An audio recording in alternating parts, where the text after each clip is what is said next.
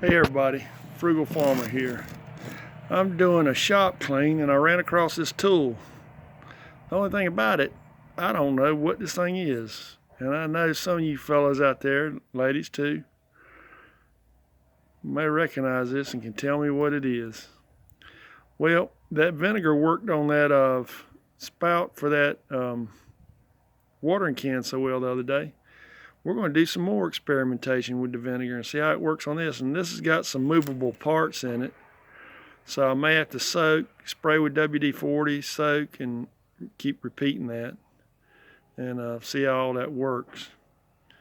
But I'll let it soak for 4 or 5 days to a week. It ain't gonna rust it being in vinegar, but it will chew on that rust. And what I'm doing here is I'm gonna pour the vinegar in this and just leave this in my shop, and then just let it soak and just keep a check on it. And I'll let y'all know how it turns out. If you know what that tool is, let me know in the comment section. I'm kind of interested to know. I got no idea about it, and I don't know why I'd have it unless I got it in part of an auction or something, or if it came off the farm somehow. But I don't recognize it for anything.